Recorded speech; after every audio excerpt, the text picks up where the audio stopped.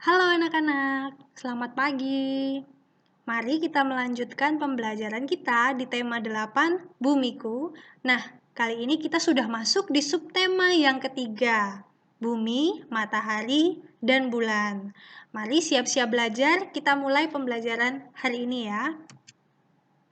Oke, ini adalah kompetensi dasar untuk hari ini. Lalu ini adalah indikatornya.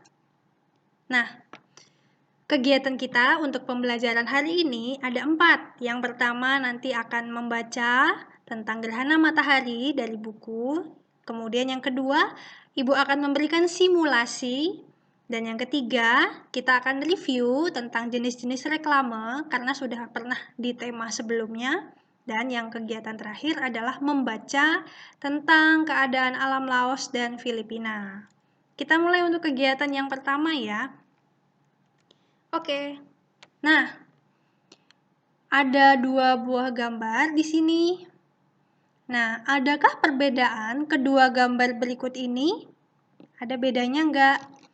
Nah, untuk gambar yang di sini, posisinya dulu yang kita lihat. Matahari, bumi, kemudian bulan. Yang di tengah adalah bumi. Sedangkan di gambar yang kedua, matahari, bulan, bumi. Yang di tengah adalah bulan. Nah, jadi kalau diingat, yang di atas ini peristiwanya adalah peristiwa gerhana bulan. Karena cahaya matahari menuju bulan terhalang oleh bumi. Maka kita yang ada di bumi tidak bisa melihat bulan. Karena bulannya tertutup oleh bayangan bumi. Nah, berarti yang gambar kedua ini adalah gambar gerhana matahari. Nah, kali ini kita akan melanjutkan di gerhana matahari. Kalau di pertemuan sebelumnya kita sudah bahas tentang gerhana bulan. Oke, masuk di kegiatan kedua. Coba ada simulasi, perhatikan simulasi berikut ini ya. Nah, sama seperti simulasi sebelumnya, Ibu di sini mempunyai ada gambar matahari, lalu di sini bulan, dan ada bumi. Nah, kemudian bulan itu berevolusi mengelilingi bumi. Ya kan? Nah, kemudian suatu ketika pasti posisi bulan ini akan satu garis lurus dengan bumi dan matahari. Nah, seperti ini.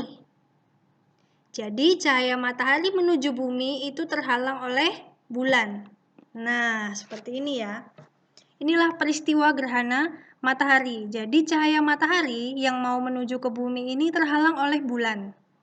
Nah, sama seperti di gerhana bulan, ada yang namanya umbra, yang bagian bayangan paling gelap ini umbra.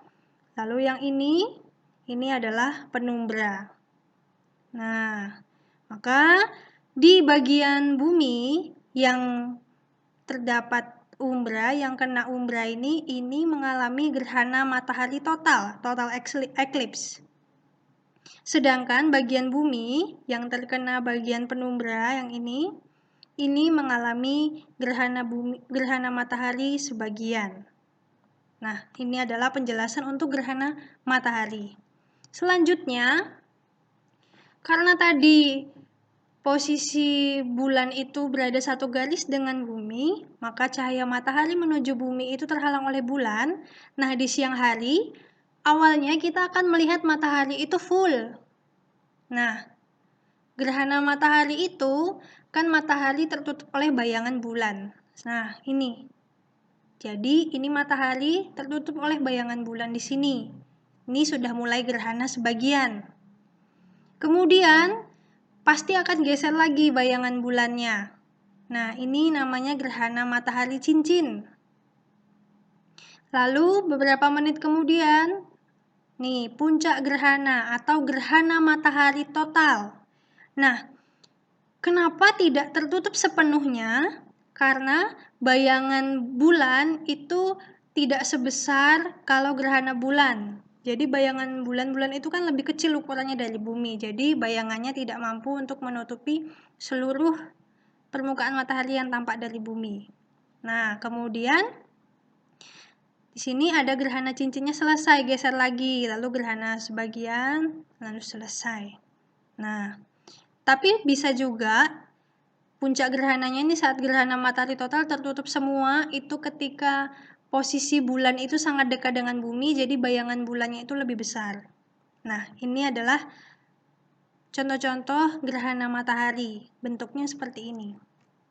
Nah, sekarang kita masuk di kegiatan yang ketiga, kita akan review. Nah, jenis-jenis reklame itu banyak. Yang pertama ada iklan. Nih, contohnya ada iklan baris. Iklan ini merupakan pemberitahuan kepada khalayak mengenai barang atau jasa yang dijual. Dipasang di dalam media massa, bisa surat kabar, bisa majalah, atau di tempat umum. Yang kedua, spanduk. Spanduk misalnya ini, spanduk loket pembayaran, payment point online, Bukopin. Nah, ini ya. Spanduk adalah kain yang direntangkan yang berisi slogan, propaganda, atau berita yang perlu diketahui umum. Selanjutnya ada brosur.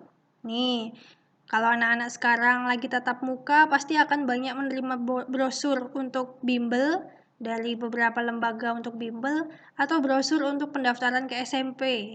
Nah, brosur ini adalah reklame yang dibuat pada selembar kertas dengan isi informasi yang lebih rinci dan jelas.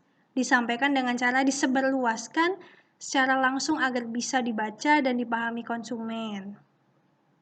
Lalu ada namanya embalase, jenis reklame yang ditempatkan langsung pada kemasan produk, berfungsi sebagai daya tarik pemberitahuan informasi tentang produk tersebut. Nah, ini misalnya ada kaldu ayam. Nah, langsung di sini ada slogannya. Jadi orang tertarik untuk membeli ini. Lalu ada poster. Anak-anak sudah biasa membuat poster.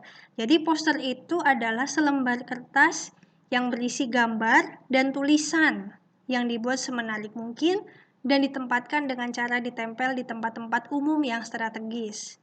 Nih, poster itu tidak penuh dengan tulisan. Bahkan lebih utama gambarnya. Kalau perlu lihat gambar aja orang sudah tahu. Tidak perlu membaca tulisannya.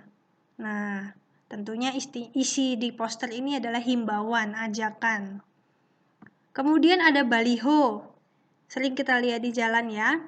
Jenis reklame yang berisi gambar atau tulisan menarik dan informatif dengan ukuran yang besar. Nih. Dan strategi di tempat umum dan strategis menggunakan tiang besar dan kuat dan bersifat semi permanen. Semi permanen maksudnya dia kuat tapi masih bisa diganti-ganti dengan yang lainnya. Nah, kegiatan selanjutnya coba anak-anak di buku halaman 113 sampai 114. Di sana ada informasi penting tentang keadaan alam dan hasil utama dari negara Laos yang halaman 113. Kemudian di halaman 114 tentang negara Filipina. Coba di pause videonya lalu dibaca, dipelajari, carilah informasi penting di situ. Nah, setelah mempelajari keadaan alam dan hasil utama Laos dan Filipina, nah, coba tentukan persamaan dan perbedaan mengenai keadaan perekonomiannya. Tadi kan sudah dibaca, di situ ada tentang keadaan alam di Laos seperti apa, di Filipina seperti apa, lalu hasil utama di Laos seperti apa dan Filipina juga. Nah, coba di sana temukan persamaannya yang berkaitan dengan perekonomiannya. Misalnya ada hasil utama yang sama, lalu keadaan alamnya ada yang sama. Begitu juga dengan perbedaannya. Kalau di Laos seperti ini, di Filipina bagaimana? Nah, temukan masing-masing persamaannya ada 2, persamaannya 2, perbedaannya 2. Jadi nanti ada 4 jawaban. Nah, dikerjakan di buku tugas, boleh mencari informasi di buku lain atau di internet, cari informasi sebanyak-banyaknya boleh. Ditulis yang rapi, difoto dan dikirim ke wali kelas paling lambat malam ini ya, jam 10 malam. Oke, thank you. Have a nice day. Keep your health. Dah.